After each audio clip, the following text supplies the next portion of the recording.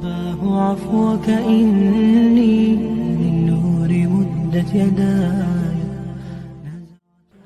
السلام علیکم viewers, channel پر اگر نیو ہے تو پلیز سبسکرائب ضرور کیجیے گا اور ہماری حوصلہ افزائی کے لیے ویڈیو کو لائک اور شیئر بھی ضرور کیجیے گا. جزاک اللہ. اکثر لوگ اپنی دل چاہی چیز کے لیے بڑا بے چین رہتا ہے کہ وہ یہ کیسے جان سکتا ہے کہ اللہ تعالیٰ اس کی ناممکن دعاؤں پر راضی ہے یا نہیں. جانتے ہو، جب اللہ تمہاری دعاؤں پر راضی ہونے لگتا ہے نا تو تمہیں کچھ خاص علامات بھی ضرور ظاہر فرمانے لگتا ہے.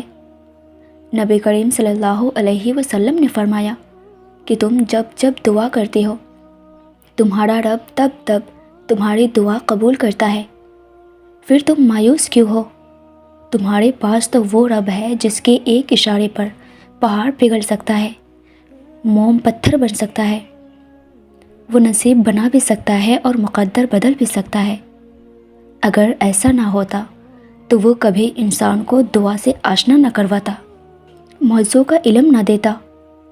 اپنے رب سے جو کچھ بھی مانگو دل کی درد سے مانگو، رو رو کر مانگو، تڑپ تڑپ کر مانگو، دن کے اجالے میں مانگو، رات کے اندھیرے میں مانگو.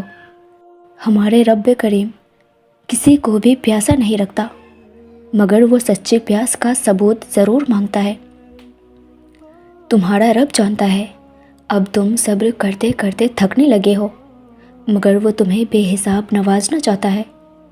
سمجھ لو کچھ ہی دوری پر ہو، تم منزل کے پاس ہو.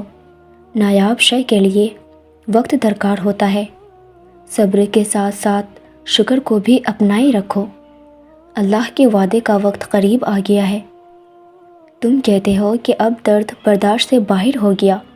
اللہ کہتا ہے کہ وہ کسی بھی جان پر اس کی طاقت سے زیادہ بوجھ نہیں ڈالتا. تم کہتے ہو کہ یا اللہ میں ہی کیوں؟ وہ کہتا ہے کہ میں تم سے محبت کرتا ہوں، اور اللہ جن سے محبت کرتا ہو انہیں آزمائش میں مبتلا ضرور کرتا ہے. جانتے ہو تم اللہ کو بہت محبوب ہو کیونکہ تم آزمائش کو ہنس کر گزار رہے ہو، کیونکہ تم نے صبر کا دامن نہیں چھوڑا، تم نے اپنے یقین کو کمزور نہیں ہونے دیا، کیونکہ تمہیں یقین تھا دعاؤں کی قبولیت کا، اور تمہیں یقین ہے کہ معجزے ہوتے ہیں.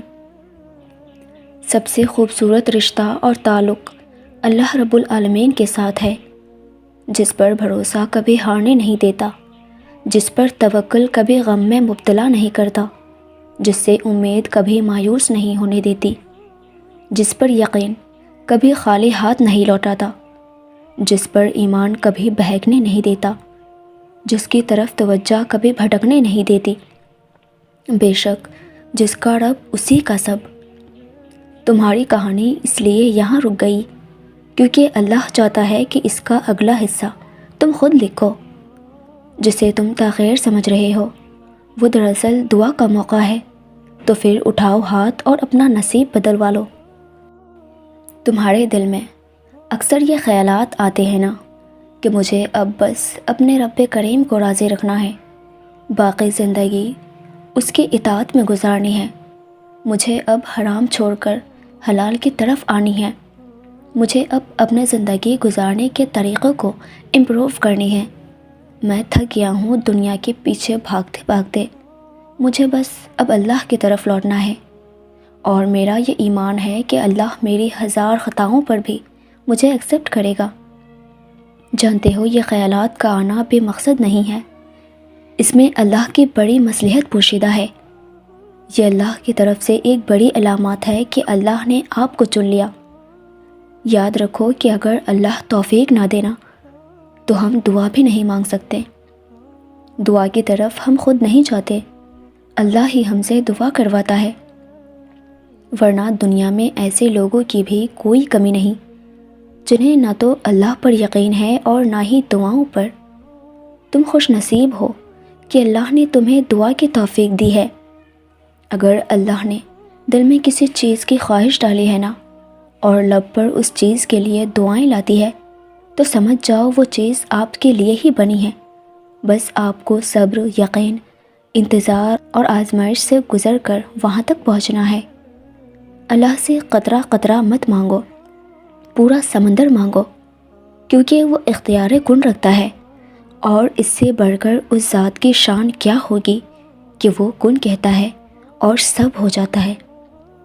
میں نے کہا گنہگار ہوں میں، رب نے کہا معاف کر دوں گا۔ میں نے کہا پریشان ہوں میں، رب نے کہا سنبھال لوں گا میں نے کہا اکیلا ہوں میں، رب نے کہا ساتھ ہوں میں، اور میں نے کہا آج بہت اداس ہوں میں، پروردگار نے کہا نظر اٹھا کر تو دیکھ، تیرے آس پاس ہی ہوں میں۔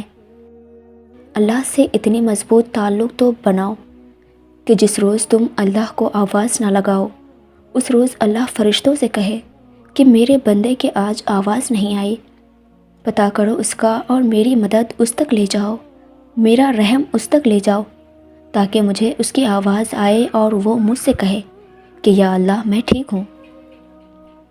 اور میں نے اپنی زندگی سے یہی سیکھا ہے کہ اللہ سے محبت کر کے کوئی بھی دنیا کی محبت سے خالی نہیں رہتا، وہ غنی کر دیا جاتا ہے، مالا مال کر دیا جاتا ہے، اس جہاں کی محبتوں سے بھی اور اس جہاں کی محبتوں سے بھی۔ سورہ بقرہ آیت نمبر 45 میں اللہ تعالیٰ فرماتے ہیں کہ صبر اور نماز سے میری مدد حاصل کرو۔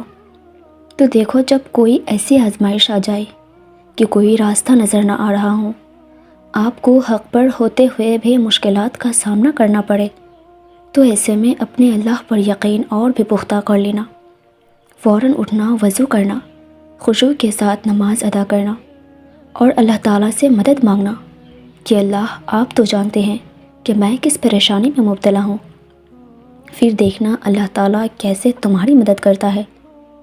حضرت علی رضی اللہ تعالیٰ عنہ نے فرمایا کہ خیال رکھنا کہ کسی کی آنکھیں تمہاری وجہ سے نم نہ ہوں، کیونکہ تمہیں اس کے ہر آنسو کا حساب چکانا ہے۔ زندگی جب بھی رلائے تو سمجھ لینا گناہ معاف ہو گئے، اور زندگی جب بھی ہنسائے تو سمجھ لینا دعا قبول ہو گئی۔ بے سکونی بڑھ جائے تو عبادت کا وقت بڑھا دو اور اللہ سے بات کرو، اپنے دکھ کا مداوع اسی سے مانگو، وہی رحیم و کریم ہے۔ جب اللہ کی مرضی کے بغیر کائنات کا ایک پتا بھی ہل نہیں سکتا، تو پھر تمہارا اللہ سے بار بار رجوع کرنا، اس سے مانگنا بے وجہ تو نہیں، جو تمہارے ہاتھوں میں اتنی جان ڈال دیتا ہے کہ وہ دعا کے لیے اٹھ سکے، پھر وہ ان اٹھے ہوئے ہاتھوں کی لاج بھی تو رکھتا ہے۔ جب کبھی تمہارا دل بے وجہ بے چین رہنے لگے تو سمجھ جانا کہ تمہارا رب تمہیں عرش پر یاد کر رہا ہے۔ لوگوں کی بے رخی باتوں سے پریشان نہ ہوا کریں، لوگ تو زندہ کا دل دکھا کر میت سے معافی مانگتے ہیں۔ اللہ تمہیں یہاں تک اس لیے نہیں لایا کہ تم مایوس ہو کر ہمت ہار جاؤ۔ تمہیں کیا لگتا ہے کہ تم جہاں ہو وہاں بے وجہ ہو؟ تم خود یہاں تک نہیں پہنچے ہو، بلکہ تمہیں یہاں تک لایا گیا ہے۔ تم نے بے شمار تکلیفیں اس مقام پر پہنچنے کے لیے ہی تو برداشت کی ہیں۔ اتنا سفر طے کر لینے کے بعد اب جب منزل تمہارے سامنے کھڑی ہے تو تم کیوں ہار گئے ہو؟ اتنے کٹھن صبر کے بعد اب جب صلح کا وقت ہے تو کیوں راستے میں ہی ٹھہر گئے ہو؟ حوصلہ رکھو، اب تو سفر ختم ہونے کو ہے۔ اب تم منزل کے نہیں بلکہ منزل تمہاری منتظر ہے۔ اب تمہیں موضوع کا نہیں بلکہ موضوع کو تمہارا انتظار ہے۔